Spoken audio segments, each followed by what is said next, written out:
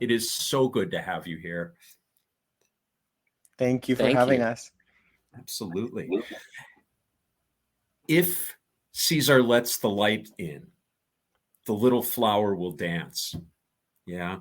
Mm-hmm. Yep. What's he afraid is going to happen if he lets the light in here? That's a character question. Yeah, I've been thinking about this. I've been thinking about, well, last night I had a whole moment of reflection and I was talking about how difficult it is for, I'm going to speak from my experience as a gay man and a queer person.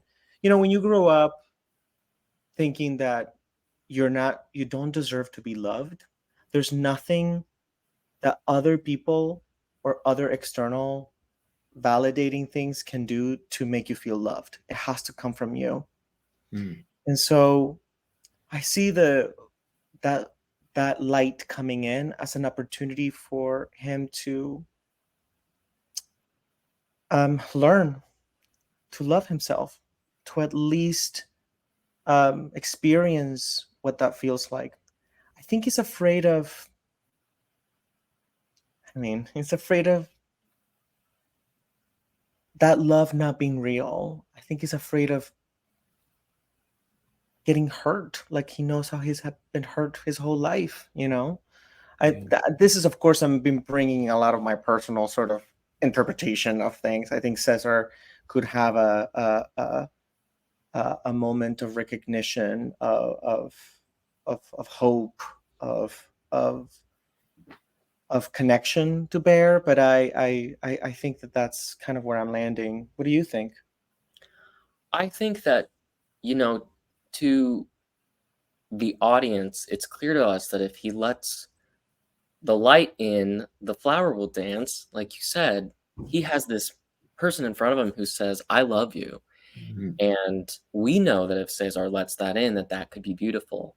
But what resonates with me about Cesar's experience is that, and I find myself doing this to myself in my life, is that the not knowing whether or not something is going to turn out well or be what you want it to be is really, really scary.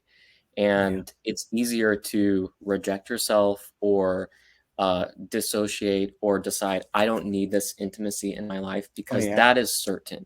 You know what that experience is going to be like. You can We have practiced cope doing with that. that. Yeah.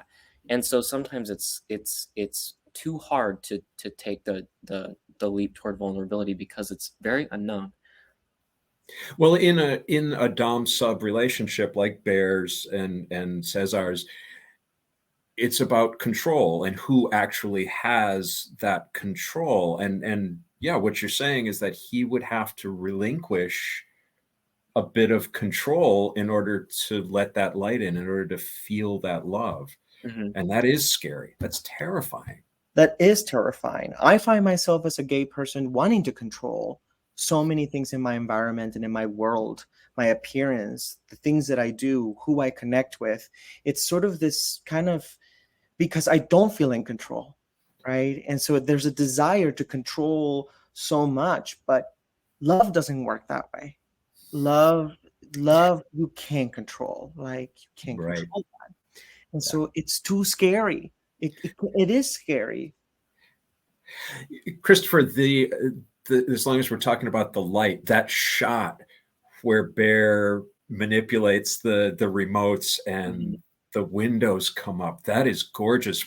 I don't want to spoil the magic, but are those real windows or? They are, yeah. Yeah. That was we shot on location at an apartment on South Dakota Avenue in Washington, D.C. And one of the reasons we chose that location is because of the incredible picture windows, and they're kind of pitched upward at an angle. And a lot of people make note of that shot because it is beautiful. But what I also love about that shot is that we understand as an audience that it's also an emotional turn. And so we know this is a literal moment, it's a metaphor moment, and it's beautiful in both ways. And so I really appreciate that shot because it accompanies a turn in the film, in addition to being absolutely gorgeous. Did you know that those things were that the windows had the we didn't know that they had blinds that were operated by a remote by a machine. Did you know that? Yeah, Oh, you did? yeah, Oh, yeah. I When didn't. I did the See? I did the location visit. And you I were like playing with Yeah, it? we Yeah. actually had to, I had to change, some of my prep because I was like, okay, the set is different than, a typical house. And so Right. how are we gonna, because they, in reality, they take like Oh, they took a long time. 2 minutes to fully open. Oh, wow. So I kind of rewrote it into the story and I was like, okay, we kind of have to change our approach to this moment so that it goes quickly. But it worked, and it ended up working. Oh, it absolutely does. It was very close to the end of the film before I remembered that the last word Cesar writes in our opening scene when he's trying out safe words. And by the way, congratulations on working the word supercilious into a film. Yeah, I would. Yeah. I was very happy. But the last word he writes is stay. Yes. And it wasn't until that confrontation towards the end when I felt my heart breaking that I remembered that was what he had written. So he wants it too. He wants to reach out. And it's so ironic that the word stay is the thing that stops the relationship, that stops the game, right? It's the safe word. It's sort of that, it goes back to what we're talking about, vulnerability, and how scary it is to give your heart to someone. Um, and sort of saying the word stay and actually mean the complete opposite in that moment is a reflection on his psychology, right? And where Yeah, he's at with relationships. yeah. Mauricio, one of the things you said struck me as being really vivid in the film, in that I found myself wondering why this character needs to hear the words that affirm his worst fears about himself. He needs to hear you're worthless. Everybody else on the planet has a purpose except you. Right. In a world where queer people like us hear that all day, every day, we are inundated with it. And it really broke my heart that he felt he needed to pay somebody to hear more of that, as if he weren't getting enough free at the coffee shop. Right. To me, I see, well, it's really interesting that you mentioned that, because I think it's easier, it's more comfortable for me to, well, for Cesar, to hear that, because I think we hear it so often that I think we have so much practice listening to those things that they feel that the world in which he is operating in terms of how he feels about himself is being reassured. It's sort of like, this is what I know, this is what I'm comfortable, this is what keeps me uh, uh, in reality, in a way, because I think that if it's the opposite, he wouldn't believe it, right? I think that he has a hard time believing anything that's loving because he doesn't know it. He doesn't know Yeah. what it feels like really for himself. And so, and it happens, right? Once Bear starts to shift the sort of interaction, he goes, "You're saying that because I pay you. You're not, I don't believe that. You're lying.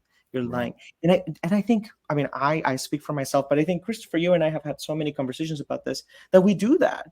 I mean, I do that so often in my life. And I think that this is sort of the first year where I'm really coming into terms and facing that, and sort of like, wait, I'm my worst enemy. Yeah. But it's understandable because there's trauma, right? We've been living my whole life Yeah. operating in a certain way. This is when my brain knows what to do. And so it can't just happen overnight. No, of course not. And this is an interview about you guys, not about me. But No, I have a friend who is trying to train me out of that. Before I came out, before I transitioned, I could not take compliments. I would right. physically turn away and sort of scrunch up and come up with a comeback or a deflection of some sort, and Tyler will say something nice to me and refuse to let me do that. He says, you have to say thank you. Make eye contact with me and say thank you, and that's it. And it's really hard. Really hard. It's really hard. I think it's a queer common denominator for all of us. Yeah. I think it's hard. It's hard. We've been living with shame. And shame is a really difficult thing to get over. And I'm glad that you're saying this, because it really is the purpose of why Safe Word, I think, exists, or why we wanted to make it, or why, I wanted to speak to that experience, right? Of how mean we are to ourselves, right? Yeah. How mean we are to ourselves, and how difficult it is to accept love. Well, and just to talk also about the extent to which we don't really understand how mean we are to ourselves. Right. Cesar created this system of interaction with this person to reinforce these things, really not understanding with much clarity until closer to the end of the film, like what this is all about or what this is preventing. And I don't want to generalize the gay community, but I have friends who are perfectionist in their tendencies, and we place a high value on having perfect bodies and perfect faces and perfect careers. And I think that's another way that we cope with the messages that we get. But for a lot of us, it's not really enough, because it doesn't fix what's in here. And I hope that the character resonates with people because we can do that for ourselves, but that's harder than getting it from somewhere else, I think.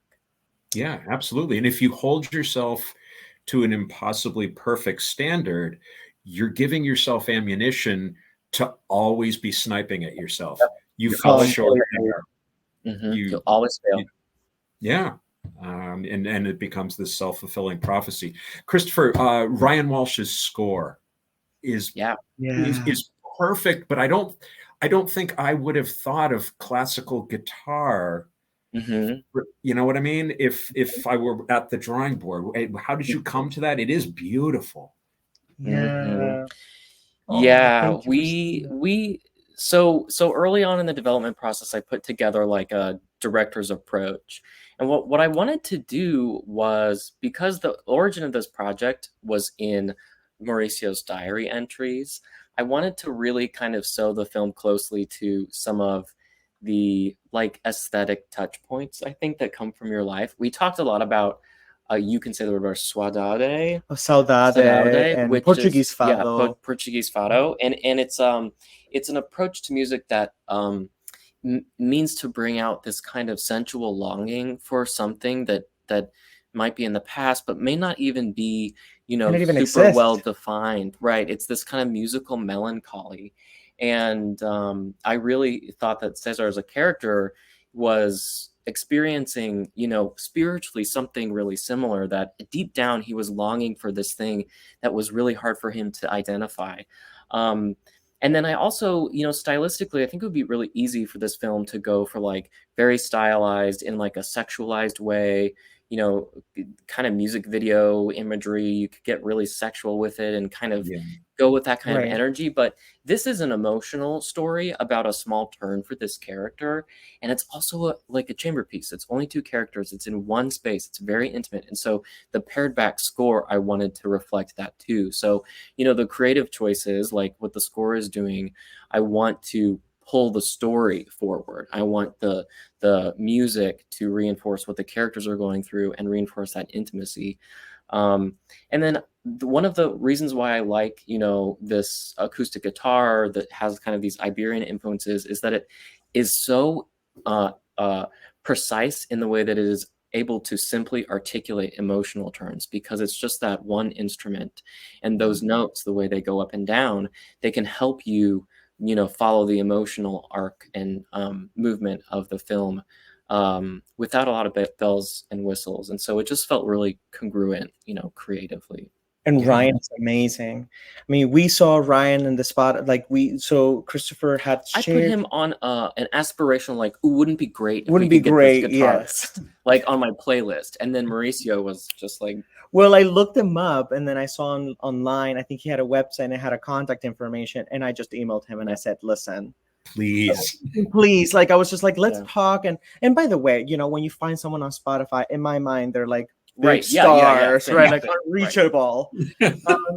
And he wrote back and he said, I love to work on this. And what's really beautiful about Ryan is that, as he was working on the piece, he would send these kind of guitar stories. Sort of, he would watch the film and sort of comment on the emotional roller coaster or journey of the film. And he would just get into a zone with his guitar and sort of speak as another character in it. And there's a whole thing with the score that hasn't even been put into the film. Wow. He's amazing. He's amazing. Well, the dialogue is staccato. It's a lot of short declarative sentences, and this sort of provides the counterpoint to it. There's this flowing behind the words in Ryan's guitar. And you put those two together, it's genius, Well, for saying that. Yeah. He's amazing. And he is just so connected. He's just so connected and a good human, and sort of become really good friends at this point. And we're in conversations with him about maybe releasing just like a soundtrack of Safe Word, just the guitar. I've been talking to him about it. We'll see what's going to happen. He's been already kind of working on it and sent me like a version of what that would be. So yeah, that would be so sweet because it's beautiful in its own. Yeah. It really tells a story. One of the things that we talked about was like, Ryan, I really want you to do like a leitmotif for Cesar. Yeah. And so he told me something like, I see the first part of the film almost like as like a mini version of what the film is, because Cesar goes on this little mini journey when he's writing down the safe words, and he has a moment of vulnerability when he has stay, but he scratches it out. And that's kind of like what happens in the film, right? In short form. And so he was like, the idea of repeating like a theme or a musical phrase is really interesting to me, because you start with a very condensed version of it and then you go into a deeper exploration of it. And so that's one of the things that we did. Yeah, I love him. Wonderful. Last question, because I know you guys are busy. At some point, Cesar says, I know what I am. He tells Bear, I know what I am. What's the difference between lying and just not telling the truth? Oh, yeah. I mean, from the writing perspective, I guess, Cesar says, I know what I am, I won't lie. And so what I think that means is, I know that I suck. I know that why would I pretend otherwise? And then Bear, it's such a moment of disconnect for them, because then Bear says, well, you won't tell the truth either. You won't lie to me, and you won't tell the truth either. And so Bear is trying to say to him, like, you think these things are a lie, but you can't find anything that's true. You can't tell me that you might have feelings for me. You can't find one thing about yourself that you like and be honest with me about that. So I don't know if that's a great answer to your question, but I think that, yeah, it's a hard question, because I think that there's a sense of accountability when you actually put something into words. Like if I withhold something, the uncertainty or the sort of fact that it's not out in the world, I still sort of protect it in a way. But lying, then lying can be then be thrown back at me. It can be said, well, now you lied. But if I don't say anything, then Right. I'm protected. I'm safe. It's kept. It's Mhm. here, right? And I think that it's difficult. It's sort of like when I was in the closet and I wouldn't I wouldn't I wouldn't say that I was dating girls, right? I would just Mm. avoid the topic as Right. much as possible, as a way to keep, as a way to survive. I mean, it's literally that level, right? And so, Yeah. um, Yeah. lying, I think it's another level. And so I think Cesar is in that Yeah. place Well, and it's kind of to like love. Caesar might think it's a lie to say I have beautiful eyes and I'm okay as a person. Um, but Bear is saying like if you don't want to do that, you could at least be honest about what this is all about or what you're hiding. And I think that to me that's what Caesar decides to do. When Bear says you won't tell the truth either, that's when Caesar makes the choice to go say all the things he doesn't like about himself out loud. Which You is know, just devastating. right. Yes. He's like, fine, you want the truth? I'm not gonna lie and say that I like myself, but do you want the truth? Here. Yeah. So yeah. That scene was hard. I'll bet. Hmm. Was it, I mean, in general, I would have to imagine getting into his headspace was not a fun place to be. No, it was not. It was very painful in a way because I had to, it's a place that I've been working so hard to not be in Mhm. as a person, right? Because I've been there. And so it's sort of a dark zone that I try to not, I avoid. I get into sometimes naturally because of my, my life. But to intentionally enter there, I think it was really difficult. I remember shooting that and really getting in a zone, and I just was trying, like, not even like a I'm an actor in a zone. No, like a painful. I thought that I mean, I had to get to a place where I was just thinking that I wasn't doing a good job as an actor, right? Like I Mm. had to get in the headspace. Even as a person, as Mauricio, I'm not a good actor. I'm messing everything up on the set. And I started to sort of do those narratives Mm. in a way, not to, in a way, because I wanted to utilize it for the character, right? Because I knew that if by entering that place, I could be more in a more authentic place. But I don't think it's the healthiest thing for me to do because then I had to get out of it, right? And Right. I had to and I had to then believe that no, I am doing a good job. And but luckily, this guy, I trust him so much.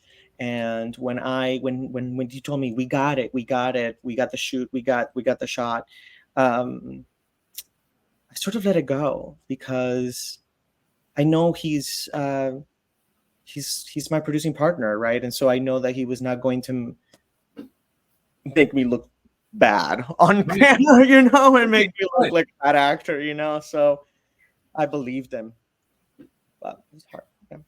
Yeah, Well, I'm Yeah. sorry, go ahead. I was just gonna say I'm lucky that I get to do that in private on the page and go through my own traumas in front of final draft.